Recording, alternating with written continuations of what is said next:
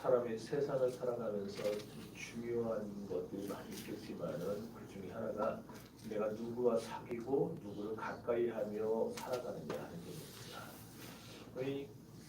우리가 누구를 사귀어야 되느냐, 그리고 그 사귀는 자에 대해서 잘 알고 교제하는 게 중요하죠.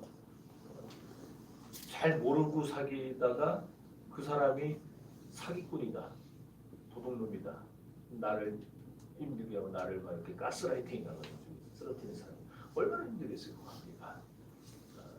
그래서 상대방을 잘 알고 사귀어야 됩니다. 하나님과 교제도 똑같아요.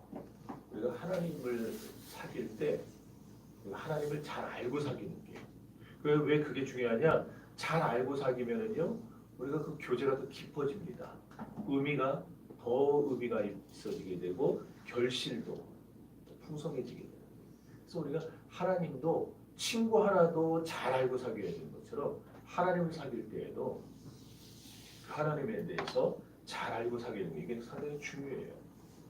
오늘 보면 5절에 보면은 하나님을 어떻게 우리에게 소개해 주느냐, 하나님을 잘 알도록 여기서 말을 해주고 있는데 5절에 가봅시다. 시작. 우리가 그에 대해서 듣고 너희에게 전하는 소식은 이것이니 곧 하나님은 빛이시라 그에게는 어둠이 조금도 없으시다는 것입니다. 하나님은 뭐라 그랬어요? 빛이라 그랬어요. 빛이라. 그리고 그것도 어둠이 조금도 없다. 이거 강조하고 있죠. 하나님은 빛이신 데다가 어둠이 조금도 없는 빛이니까 어둠하고 조금이라도 타협할 수 있는 존재겠어요? 아니죠. 절대 못하죠. 어둠과 빛은 절대 공존 못합니다. 이게 빛이신 하나님의 속성이고 본질이라는 거예요. 그런데 이게 이제 지금 골치 아파지는 게, 하나님은요, 당신이 빛이시고 당신이 어둠과 조금 더 타협하지 않는 분이기 때문에 하나님과 교제하기를 원하는 자들에게도 그걸 요구하세요. 우리가 어떤 동호회 들어갈 때 동호회에 어떤 기준들이 있죠. 그러잖아요. 네. 제가 탁구를 배우는데 안겨주더라고요, 초보자들. 다 자기들. 그래서 내가 때려쳤어요, 탁구. 이렇게 조금 관장이 시키니까 이렇게 맞춰주는 척하다가 재미없잖아요, 초보자하고 하는 게. 내가 저쪽 가서 저 연습 좀 더 하시라고. 3달을 다니는데 안 쳐주더라고요. 그래서 다 기준이 있어요, 기준이. 예. 하나님의 기준이 그거라는 거예요. 하나님이 빛이신 것처럼, 하나님이 어둠과 조금도 타협하지 않는 것처럼 우리 신자들도 빛의 삶을 살고 어둠과 타협하지 않는 삶을 살고, 이게 하나님의 요구라는 겁니다. 그래서 빛은 거룩을 말해요. 어둠은 죄를 의미합니다.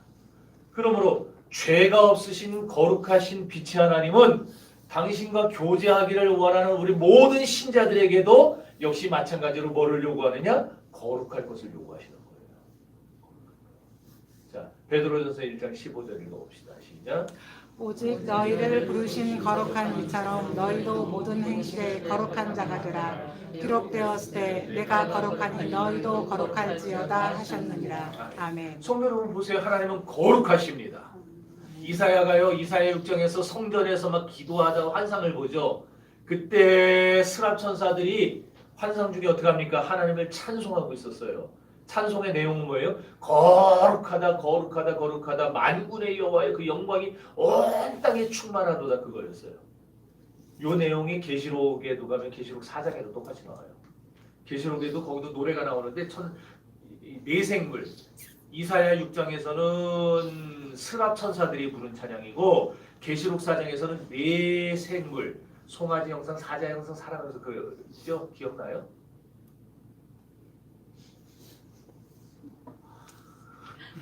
맞나요? 그 내생물이 거기서 찬양을 하는데 내용이 똑같다는 거예요. 거룩하다, 거룩하다, 거룩하다. 그 내용이에요. 이런 걸 보면요, 찬송자 같다라고 평소에 아멘 잘 안 하는 사람은 천국 가서 참 적응을 제대로 할까 모르겠어요. 천국 가면 내 그거밖에 안 하거든요. 찬양밖에 안 해요. 천국 가서 뭐 성경 암송을 하겠어, 성경 읽기를 하겠어요. 성경 가서는 다 없어져. 그리고 찬양만 남는 거예요. 영원토록 찬양만 하고 또 한쪽에서는 찬양하면 또 한쪽에 뭐 하겠어요? 아멘 하면 그거 하겠죠. 그러니까 이 아멘 잘 안 하고 찬송 안 하는 사람들은요 천국 가서 견디지 못할 거예요. 아마. 이래도 아멘은 안 해.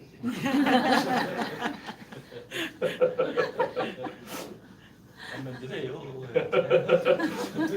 자, 그렇다면 하나님은 빛이시다, 하나님은 거룩하시다라는 말은 어떤 의미냐? 두 가지 의미예요. 하나는 하나님은 초월하신 하나님이다. 초월하신 하나님. 또 하나는 하나님은 순결하신 하나님. 아멘. 순결하다는 건 흠이 없다는 말이 흠이 없다. 그러니까 여러분, 우리 하나님은요 피조물을 초월하여 계신 분이에요. 아멘. 우리가 다르죠? 우리가 초월하여 계신 분이에요. 또 구별되어 계신 분이에요. 순결하신 분이에요. 흠이 없는 분이에요. 그렇기 때문에 하나님의 공의가 완전하게 되는 것이고 하나님의 사랑도 어떤 흠이 없게 되는 겁니다. 이런 하나님이 우리에게 뭐라고 했다고요? 내가 거룩하니 너희도 거룩하라. 그렇기 때문에 저와 여러분은 반드시입니다. 반드시 해도 그만 안 해도 그만이 아니고 하나님이 거룩하기 때문에 우리들도 반드시 거룩한 생활을 해야 되는 거예요. 아멘. 그럼 거룩한 생활이 뭐냐? 구약에서는요, 그게 뭐 율법으로 나와 있었죠. 심지어 먹는 것까지도 정결법이 있었어요. 먹는 거. 굽이 달린 거를 먹고 되새김질하는 거 먹고 그렇지 않은 거 먹지 말고 비늘 있는 거 먹고 비늘 없는 거 먹지 말고 이런 거 있죠. 이런 정결법까지 있었어요. 그런데 그걸 다 묶어서 5가지 제사법으로 만들어 놓은 거죠. 번제, 소제, 화목제, 속제제, 속건제 그 5가지 제사법. 물론 신약 시대인 우리들이 지금 신약 시대를 살아가고 있으니까 우리가 구약의 모든 제사와 의식과 이런 거를 답습할 필요는 없어요. 우리도 똑같이 여기서 양 잡아서 제사 드릴 이유는 없다는 얘기예요. 왜냐하면은 구약의 모든 제도는 신약의 그림자 역할이거든요. 그림자는 뭡니까? 실체가 오면은 그림자는 아무것도 아니에요. 그죠? 그럼 실체는 뭐냐? 이 구약의 제사나 이런 것들이 제도가 그림자면 실체는 뭐냐? 베드로가 오순절날 설교한 거 기억나세요? 거기에 뭐라고 설교했냐면 사도행전 2장에서 너희가 회개하여 각각 예수 그리스도의 이름으로 세례를 받고 죄 사함을 받으라 그랬어요. 예수 그리스도의 이름으로 세례를 받고 죄 사함을 받으라. 그럼 여기 예수 그리스도의 이름으로 세례 받고 죄 사함 받으라는 말은 뭐냐? 히브리서 9장 12절에 그걸 해석해 줍니다. 자, 히브리서 9장 시작. 염소와 송아지에 필요하지 아니하고 오직 자기의 피로 영원한 속죄를 이사 단번에 성소에 들어가셨느니라. 아멘. 참 대제사장이신 그리스도께서 만민들 저와 여러분의 죄를 대속하기 위해서 십자가에서 자기의 피를 흘리셨어요. 짐승의 피가 아니고 완전한 대제사장 유일하신 하나님의 피를 흘리셨어요. 그럼으로써 만민들의 죄를 대속하신 겁니다. 그러므로 앞으로 누구든지 그리스도의 이 대속의 공로를 믿는 자들은 구원을 얻기에 또 죄 지으면은 짐승 죽이고 또 죄 지면 또 짐승 죽이고 이럴 필요가 없어졌다 이 얘기예요. 없어졌다. 그런데 바울은 여기서 한 걸음 더 나가요. 오늘 예수 그리스도를 믿는 신자들이 어떻게 거룩한 생활을 할 수 있단 말인가? 로마서 12장 1절을 읽어봅니다. 시작.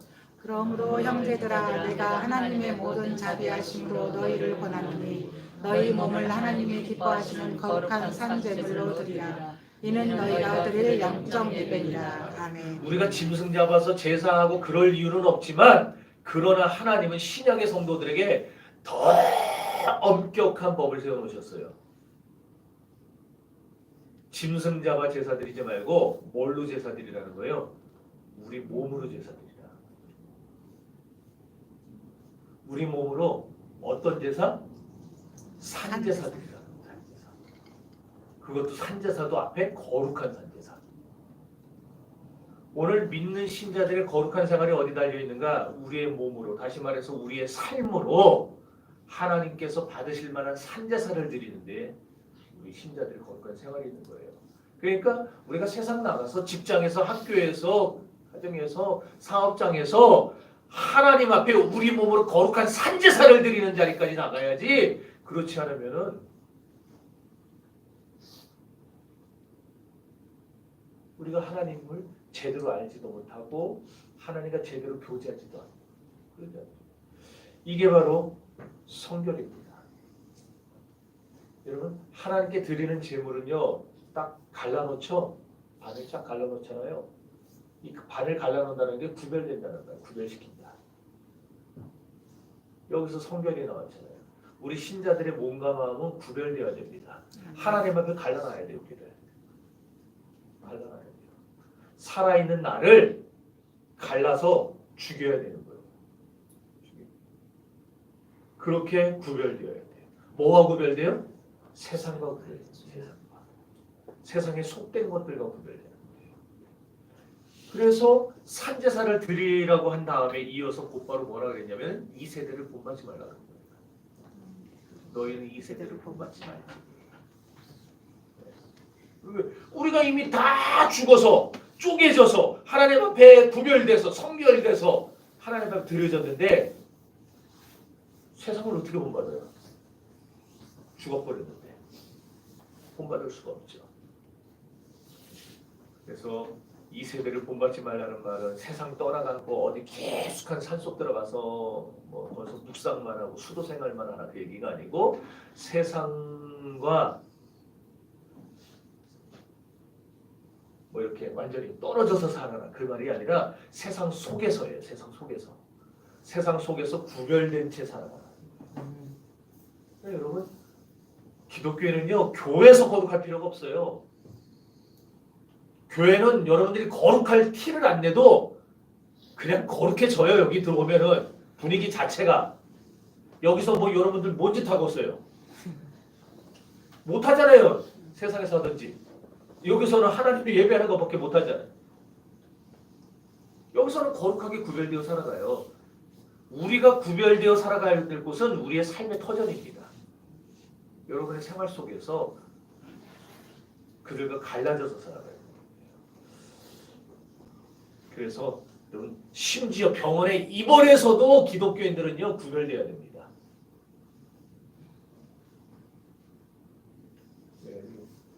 아기 난 집에 신방을 가야 되는데 안 받아줘요. 병원에서 거기 저기 뭐예요? 그거 뭐죠? 산후조리원에서 못 들어오게 해요.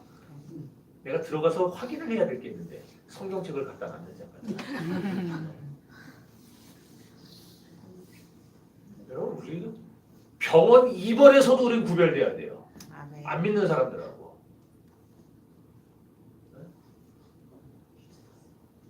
펴놓고 많이 못 읽더라도 하루에 한 절을 읽더라도 성경책 갖다 놓아야 돼요.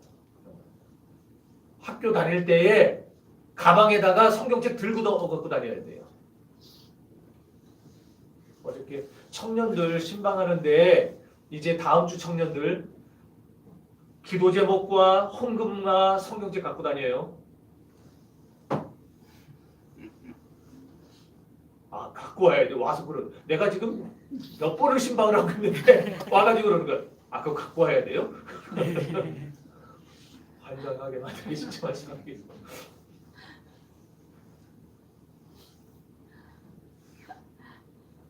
여러분 어떤 회를 먹으면 짠 회가 있어요. 짠 회. 회가 왜 짠지 아세요? 회가 왜 짜냐고요? 에? 아, 내가 물어봤잖아요. 그래. 대답을 하면 되지 왜 나한테 물어봐. 회가 짠 게 있어요. 혹시 아는 분 있어요? 몰라요? 회는 안 짜야 되잖아요. 맛있어야 되잖아요. 따라야 되잖아요. 근데 회가 짜요. 그 짠 거 뭐냐? 바닷물을 먹어서 그런 거예요. 그러면 물고기가 바닷물을 먹었다는 건 뭐예요? 바닷속에서 무슨 말인지 아세요? 거기서 죽었다니. 네? 바다 속에서 죽었다니. 아, 그- 수조에 있든 어쨌든 수조에 보면 간혹가다 죽은 애들이 있어요. 네. 걔네들 갖고 회 썰어서 그래요. 죽은 애들이. 살아있는 물고기를 회를 치면은 바닷물이 침투를 못해요. 살에 안 짜요. 근데 이제 내가 중요한 거 알려줬죠. 횟집 가서 짜다 싶으면은 죽은 물고기라는 거예요. 그거. 반을 후려치든지 가격을. 그래. 그렇잖아요. 똑같은 돈 내고 내가 왜 그딴 거 먹고 나와요? 이게 지금 뭐 얘기하려고 그러느냐? 세상의 더러움과 추함이 우리 속에 스며들면은요, 우리가 드리는 우리 몸으로 드리는 제사는 거룩한 산제사가 못 되고 죽은 제사가 돼요. 그럼 하나님이 영광을 받지를 못해요. 여러분 산제사 드릴 수 있기를 바랍니다. 아멘. 하나님께 드려지면은 그 자체가 거룩해야 되는데 그래서 우리가 하나님 앞에 드린 이 모든 교회 기물들 이 기구들 다 선물이라 그러죠. 피아노도 선물이에요. 드럼도 선물이에요. 간혹 가다가 여기 세상 노래 여기서 연습하고 하는 사람들이 있어요. 모든 선물은요 목적에 맞게 쓰여져야 됩니다.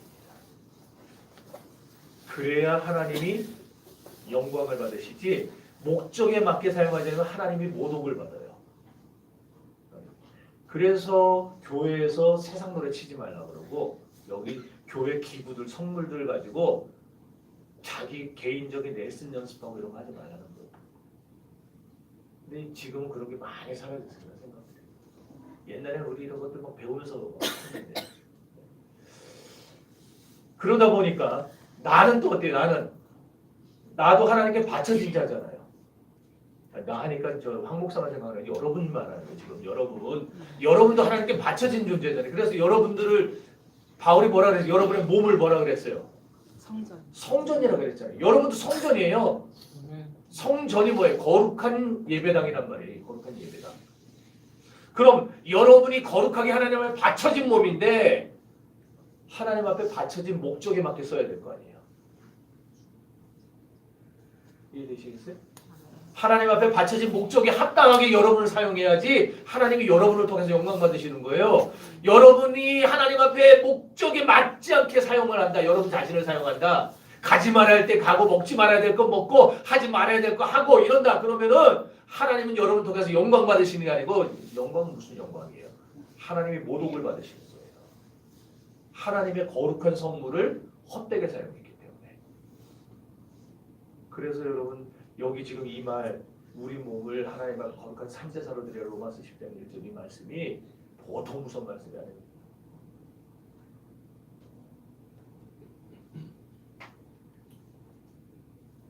또 하나 봐야 될 것은 제물은 제단 위에서 드려져야 돼요. 왜 제단 위에서만 제물을 드려요? 여러분 구약에 제물 잡을 때에 아무 데서나 잡았어요? 반드시 번제단에서만 잡았죠?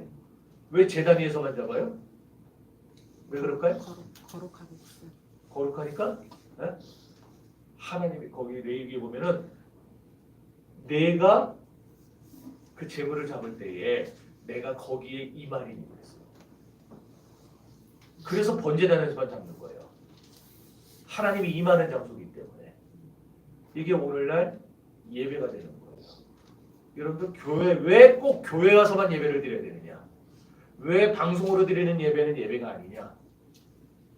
하나님이 이곳에 단위에 임재하시기 때문이에요. 아멘. 그래서 우리가 이 현장 예배, 하나님이 드리는 이 예배를 목숨처럼 여겨야 돼요. 믿습니까? 아멘. 이 엄청난 걸 가르쳐 주는 게. 자, 그래서 아까 다시 이제 연결이 돼요. 여러분의 마음속에 하나님이 임재하세요. 왜 임재하세요? 여러분의 성전이니까 임재하시는 거예요. 성전이 아니면 임재 안 해요. 제단이 아니기 때문에. 근데 여러분이 제단이기 때문에 임재하시는 거예요. 그러니까 여러분들 하나님 앞에 구하세요. 무엇이든지 구하세요. 그러면 하나님이 여러분의 마음에 임재하셔가지고 성령으로 역사하셔가지고 아멘. 여러분의 기도와 간구를 분명히 받으시고 들으시고 응답하실 것입니다. 아멘. 예. 자, 그런데 이렇게 하나님을 믿는다고 하면서 빨리 해야 되는데 성결한 생활을 안 해요. 하나님 뜻대로 사용되진 않아요. 내가. 그리고 하나님의 마음, 내 마음속에 불결한 마음을 품고 살아요. 그럼 어떻게 되겠어요? 하나님이 떠나가는 겁니다. 하나님이 떠나가면 하나님의 교제가 끊어지는 거예요. 그러지 않겠어요? 우리 둘이 같이 다니다가 내가 떠나버려요. 권사님을. 그럼 교제가 끊어지는 거예요. 에스겔의 환상 아시죠? 에스겔 37장? 37장 거기 말고 그 전에 40몇 장인가? 24장인가? 헷갈리네. 거기 보면은요, 성전에서 물이, 이 성전 보좌에서부터 물이 흘러나오는 거. 근데 나중에 보면요, 그게 점점 많아져서 광야까지 흐르고, 그리고 나중에 죽음의 바다인 저 사해까지 흘러 들어갔어요. 사해, 죽은 바다잖아요. 물고기가 안 살잖아요. 그죠? 근데 이 생명의 물이 사해 바다에 들어갔더니 어떤 일이 벌어졌는지 아세요? 사해 바닷가에 죽은 바다였는데 물고기가 막 소생했어요. 물고기가 막 거기 살아나고 물고기들이 막 헤엄치고 다닌다는 거예요. 그리고 강 좌우에, 사해 바다 좌우에 아름들이, 나무들이 자라고요. 탐스러운 열매들이 맺혔다, 그렇게 나와요. 어떻게 해서 그런 일이 벌어집니까? 생명의 물이 들어가니까 그런 거예요. 생명의 물이. 오늘 이 사회를 우리가 뭐라 불러요? 썩었다라 그러죠. 사회가 썩었다. 썩어도 보통 썩은 사회가 아니죠. 그죠? 그럼 이 썩어 빠진 사회가 살아나길 바랍니까? 아멘을 아무도 안 하고. 나만 아멘. 그럼 이 썩어 빠진 사회가 어떻게 해야 살아날까요? 어떻게 해야 살아날까요? 조금 아까 얘기했잖아요. 뭐가 들어가야 돼요? 생명의 물이 들어가야 돼요. 생명의 물이. 생수가 흘러 들어가면 되는 거예요. 그죠? 다른 말로 거룩한 물이 흘러 들어가면 돼요. 그런데 거룩한 물이 누구겠냐고요? 뭘 예수님의 여러분이지. 계속 지금까지 쭉 밑밥 깔면서 했는데 여러분이 거룩한 물이에요. 여러분이 거룩한 물. 그럼 여러분이 거기 들어가서 이 썩은 사회에 생수를 부어넣어줘야 돼요. 그래서 하나님이 그 말씀하신 거라고 그랬잖아요. 내가 거룩하니 너희도 거룩하라. 세상은 못해요. 여러분만 할 수 있기 때문에 여러분에게 그 명령을 하시는 거예요. 하나님은 빛이시기 때문에 반드시 당신의 자녀들에게 빛 가운데 살 것을 요구하시고, 당신이 거룩하시기 때문에 당신의 자녀들이 거룩하게 살 것을 요구하시고, 아멘. 이 썩어진 세상을 하나님이 살리기를 원하시는데 누구를 통해 살리시느냐? 생수가 된 나를 통해서. 물론 엄격히 말하면 생수는 주님이겠지만은, 그러나 그 예수로 인하여 거듭난 내가 이 썩은 세상에 들어가서 이 썩은 세상을 살려주는 자가 돼요. 아멘. 그래서 여러분들이 가는 곳마다 나무가 자라나고요, 열매가 맺고 거기에 죽은 사해 바다에서 물고기들이 살아나서 헤엄치는 역사가 일어나야 된다는 거예요. 아멘. 고린도후서 6장에 가면은 더 이제 심한 얘기를 합니다. 읽어봅시다. 좀 길지만. 시작. 그리스도와 벨리알이 어찌 조화되며 믿는 자와 믿지 않는 자가 어떻게 상관하며 하나님의 성전과 우상이 어찌 일치되리요. 우리는 살아계신 하나님의 성전이라. 이와 같이 하나님께서 이르시되 내가 그들 가운데 거하며 두루 행하여 나는 그들의 하나님이 되고 그들은 나의 백성이 되리라. 그러므로 너희는 그들 중에서 나와 따로 있고 부정한 것을 만지지 말라. 내가 너희를 영접하여 너희에게 아버지가 되고 너희는 내 자녀가 되리라. 전능하신 주의 말씀이라 하셨느니라. 아멘. 여기서도 하나님은 뭘 요구하세요? 신자들에게 철저하게 거룩하게 살 것을 요구하고 계십니다. 그렇다면 우리가 하나님과 교제하는데 문제되는 게 뭐겠어요? 거룩하신 하나님과 교제하는데 방해되는 게 두 가지가 있어요. 하나는 죄고 하나는 부정직이에요. 그러니까 신자가 내 삶 속에 죄를 그대로 가지고 살아갈 때 거룩하신 하나님과 가까워지지를 못해요. 또 하나, 내 안에 정직하지 못한 거, 거짓말도 다 포함됩니다. 이런 것들이 있을 때 하나님과의 교제가 깊어지지 않겠죠. 깊어지는 게 아니라 도리어 어떻게 돼요? 끊어져요. 여러분, 죄송해요. 실제 그렇게 하는 게 아니고 우리 김기철 집사님이 나한테 맨날 거짓말만 해요. 그럼 내가 김기철 집사님 좋게 보겠어요? 안 좋게 보겠죠. 나중에 무슨 말을 해도 내가 믿겠어요? 안 믿죠. 그게 뭐예요? 관계가 깨진 거예요. 근데 항상 옳은 말만 하고 바른 말만 하고 정직한 말만 해요. 그럼 내가 어떻게 하겠어요? 믿죠. 가까워지겠죠. 그거예요. 우리가 하나님 앞에 자꾸 정직하지 못하면은요, 가까워지지 못해요. 멀어지는 거예요. 따라서 여러분들 오늘 본문이 읽은 우리가 5절부터 10절 읽었죠? 여기에서 그렇게 강조한 게 바로 죄와 부정직의 모습이었어요. 그래서 우리는 이 시간에 내가 그동안 정직하지 못한 방법으로 죄를 범했고 지금 현재 죄를 범했고 그리고 그 결과 하나님과의 교제가 지금 말할 수 없이 망가졌다는 사실을 우리 하나님 앞에서 솔직하게 인정해야 됩니다. 오늘 새벽에도 얘기했지만 기도 제목이 3개월 전, 4개월 전하고 똑같은 사람들, 반년 전, 1년 전하고 기도 제목이 전혀 안 바뀌고 똑같은 사람들, 하나님이 응답을 안 주신다는 얘기잖아요. 응답 줬으면 기도 제목 바뀌어야죠. 응답을 안 주신다는 얘기. 왜 안 주겠어요, 하나님이? 응답을 왜 안 하시겠어요? 내 안에 이 문제가 해결이 안 되니까 안 하는 거예요. 여러분, 우리 솔직히 하나님 앞에 인정해야 돼요. 내가 하나님 앞에 죄를 지은 것과 하나님 앞에 정직하지 못한 것. 그 결과 하나님과 사이에서 나 사이가 멀어져 있는 것. 회개하고 모든 수단과 방법을 동원해서 나를 합리화하려고 하는 거. 그 짓거리 버려야 돼요. 아니 그게 아니고 있잖아요. 아니 내가 이래서 그래. 그딴 짓 하지 마세요. 하나님 앞에. 있는 그대로 인정하세요.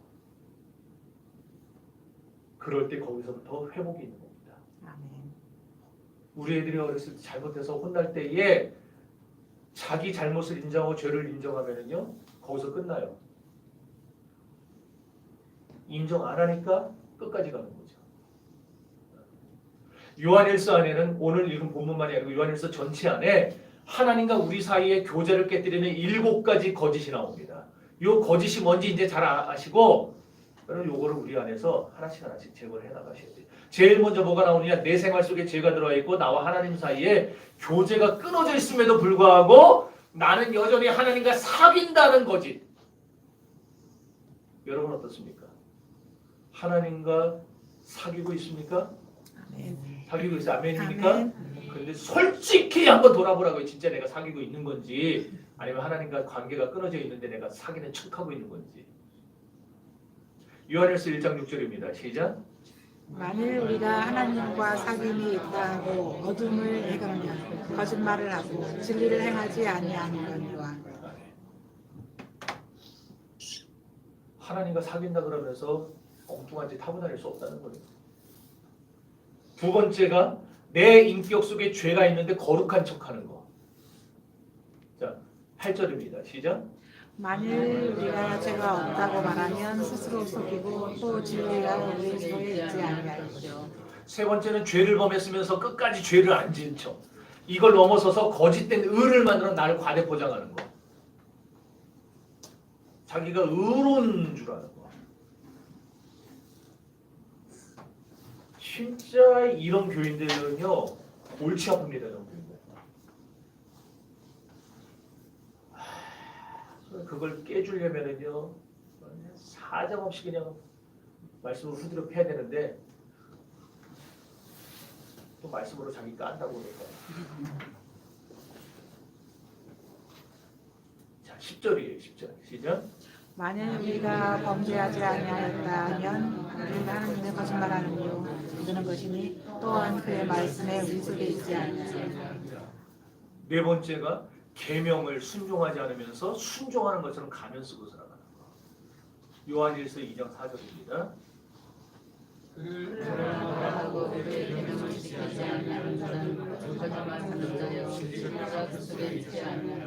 다섯째는요 신자에게 하나님이 행하시는 것처럼 그런 진실함의 행동들이 있어야 되는데 진실한 삶이 있어야 되는데 이런 진실한 삶이 없으면서 나는 여전히 그리스도인이라 하는 사람들 아마 여기에 엄청난 많은 사람들이 걸릴 겁니다.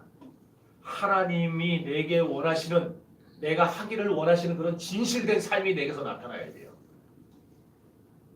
근데 그런 게 없이 자기는 그리스도인이라고 하는 거.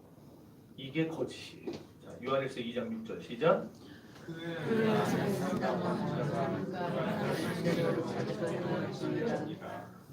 그리스도인이면은요 하나님이 행하시는 대로 우리도 행해야 돼요. 그 다음이 6번째가요 거짓된 형제 사랑. 예를 들어서 교인끼리 서로 중상모략해요.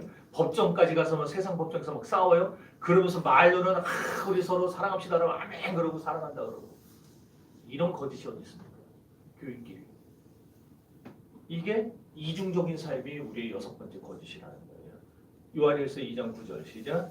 빛 가운데 있다 하면서 형제를 미워하는 자는 지금까지 어둠에 있는 자요. 우리 진실함으로 살아야 돼요. 진실함. 주님의 사랑으로 살아야 돼요. 마지막은 하나님을 사랑한다고 하면서 이게 이제 좀 더 발전된 거예요. 형제 자매를 사랑하지 않는 거지. 이 뭐냐? 눈에 보이는 형제를 사랑하지 않는데 눈에 보이지 않는 하나님을 어찌 사랑할 수 있겠냐 그 말이에요. 요한일서 4장 20절 시작. 누구든지 하나님을 사랑하노라 하고 그 형제를 미워하면 이는 거짓말하는 자니 보는 바 그 형제를 사랑하지 아니하는 자는 보지 못하는 바 하나님을 사랑할 수 없느니라. 그러니까 여러분 진짜 하나님을 사랑하는 분들이라면 눈에 보이는 형제 자매부터 사랑하시라고요. 우리 교인들 이 교회 들어오는 그 세 가족들서부터 사랑하시고 여러분의 무슨 문화예요 그거? 끼리끼리 문화. 그거 다 깨버려야 돼요. 단톡방도 다 깨버리셔야 돼요. 다 나오세요 다. 다 모든 사람들이 여기서 하나가 돼야 되지. 끼리끼리 그냥 다 뭉쳐가지고. 위에 7가지에서 뭘 깨닫습니까? 오늘날 이론과 실제가 모순이 되고 자기 주장과 행동이 모순이 되는 거짓 그리스도인들의 삶의 위선을 보는 거예요. 여기에는 저도 예외일 수가 없습니다. 목사도 장로도 모든 그리스도인들이 오늘 이 7가지의 모습에 나를 비춰봐야 됩니다. 그래서 내가 여기서 얼마나 벗어나 있는가 그걸 보고 우리가 항상 주님 앞에서 나를 거룩한 산제사로 드리는 그런 모습에 힘써야 된다는 거예요. 자, 그래서 이 시간 우리가 정직하게 하나님 앞에 우리를 내려놔야 돼요. 거기서부터 치료가 시작되는 거예요.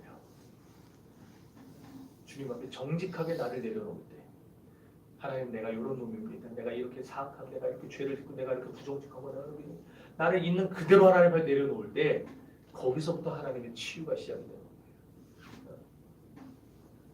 그럼에도 불구하고 하나님과 나 사이의 교제가 끊어지는데 여전히 정상인 것처럼 포장하고 산다?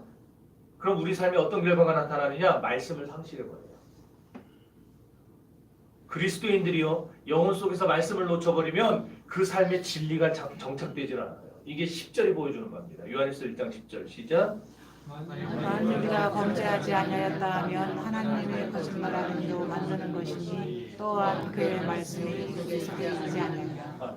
말씀이 우리 속에 없다는 게 비극 중에 비극이에요. 여러분 그리스도인들의 비극은 딴 게 아니에요. 돈을 많이 못 벌어서가 비극이 아니고 좋은 대학까지 못한 게 비극이 아니고 그리스도인의 가장 큰 비극은요. 하나님의 말씀이 내 안에 없는 거.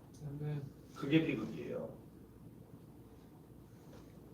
왜 비극이냐? 말씀이 여기 살아있으면 여러분 은행 가면은 이렇게 딱 강도가 들면은 은행원들 저 책상 밑에 경보 있는 거 아시죠? 픽 누르면은 경찰서로 바로 경보가 가요. 요즘 애들 핸드폰에 들어온 거 있잖아요. SOS 기능들. 그래서 미리 딱 번호 이렇게 엄마 아빠 누구누구 이렇게 경찰서 몇 개 해놓고서는 위급한 순간에 그냥 딱 누르면 바로 사진을 딱 찍어요. 범죄자를 마지막 그 사람 얼굴을 딱 찍고 막 그 내용이 가게 만들어놨어요.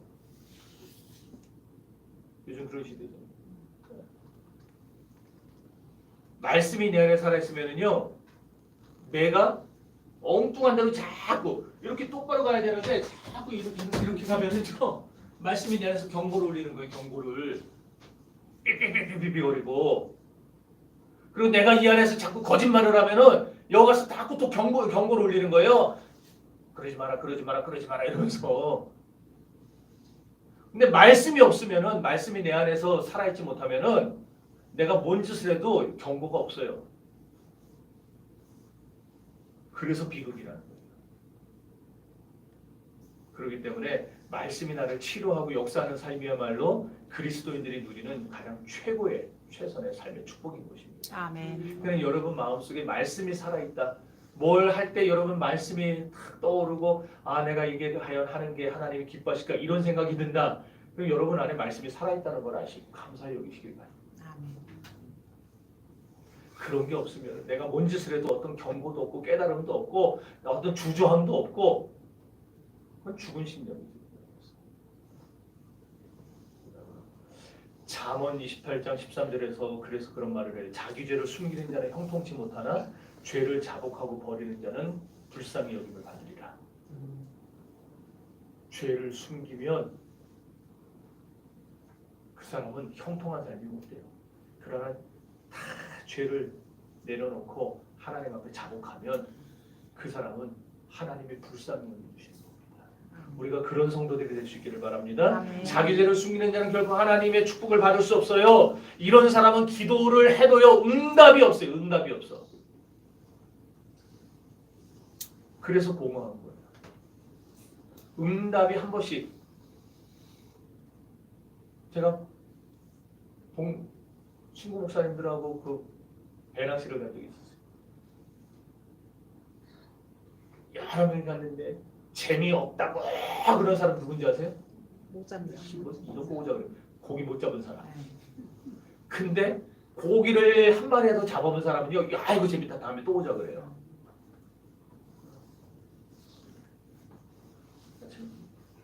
오늘 우리가 기도 응답을 받으면은 그 삶이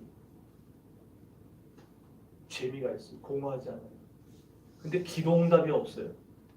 그럼 그 삶이 힘들고 지루하고 재미없고 공허하고 그래요. 여러분 예수 믿으면서 공허한 신앙생활을 해서 되겠습니까? 주님이 응답하시는 신앙생활을 하시는 아멘. 그런 삶을 사시기를 바라요. 아멘. 자기 죄를 숨기는 사람의 찬양은 하나님이 연락하지도 않습니다. 그거는 자기 소리만 자기 소리, 자기 목소리 자랑만 되는 거예요. 그런 사람이 드리는 예배는 순전히 종교식에 불과합니다. 심지어 자기 죄를 숨기기 위해서 거짓말을 거듭거듭 해야 되는 거예요. 그래서 거짓말 잘하는 사람들이 머리가 좋잖아요. 주변의 모든 것들을 조작해야 되니까 건강도 나빠져요. 그래서 시편 기자가 시편 32편에서 그렇게 말을 했어요. 내가 죄를 하나님께 숨겼더니 그래요. 내가 죄를 하나님께 숨겼더니 내 모든 진액이 다 빠져서 여름 가뭄에 말라버린 것 같이 됐다 그랬어요. 여름날 가뭄이 들었어요. 바짝바짝 물이 타들어가요. 근데 거기서 더 가물어요. 저수지에 밑바닥이 드러나 버린 거예요. 그렇게 된다는 거예요. 죄를 숨기는 사람은 그렇게 되는 거예요. 하나님 앞에 죄 숨기지 말고 오늘 밤에 회개하시기를 바랍니다. 예. 뭐가 있는지 모르겠지만은 하나님 앞에 회개하시고 주님 앞에 온전히 관계 회복하고 주님의 축복 속에서 이전을 나갈 수 있기를 바랍니다. 아멘. 그럼 어떻게 우리가 끊어진 하나님과의 관계를 회복할 수 있느냐? 시간 잘 갔다. 이제 다 됐어요. 이제 1장 7절 읽어봅니다. 시작. 우리가 빛 가운데 계신 것이 우리도 빛 가운데 행하면 우리가 서로 사귐이 있고 우리 아들 예수의 피가 우리를 문제에서 깨끗하게 하실 것이다. 아멘. 어떻게 우리가 하나님과 관계를 회복할 수 있느냐 따라합시다. 예수의 피. 예수의 피. 그게 예수의 피예요.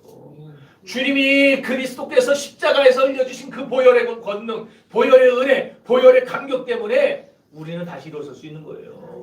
그러니 그리스도의 속죄의 피야말로 하나님과의 영속적인 교제의 근거가 되는 겁니다. 그러니까 여러분 마음속에 예수 피가 살아있으면은 주님과 관계가 끊어지지 않아요. 회복될 수 있어요. 다 이렇게 말라 비틀어지는 것 같다가도 다시 회복될 수 있다는 거예요.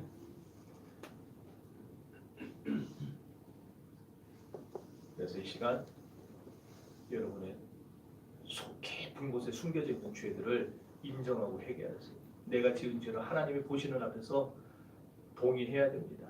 아멘. 그러면 어떻게 돼요? 모든 지각에 뛰어난 하나님의 평강이 여러분의 마음을, 여러분의 생각을 지키실 것입니다. 아멘. 또한 우리 죄를 사하실 뿐 아니라 우리를 모든 불의에서 깨끗게 하실 것입니다. 그래서 상처나고 오염된 내 인격의 자리들을 계속해서 깨끗하게 해주실 것이고 빛나고 아름다운 인격을 내 속에서 회복시켜 주실 것입니다. 사랑하는 성도 여러분, 하나님은 빛이십니다. 아멘. 이 빛 가운데 거하시면서 하나님과 사귐이 있는 성도들이 되시기를 바랍니다. 아멘. 하나님이 빛이시니 여러분도 빛의 삶을 사시고 아멘. 하나님은 거룩하시니 여러분도 거룩의 삶을 사시기를 바랍니다. 아멘. 여러분의 학교에서 거룩하게 사십시오. 여러분의 직장에서 거룩하게 사십시오. 여러분의 사업장에서 거룩하게 사십시오.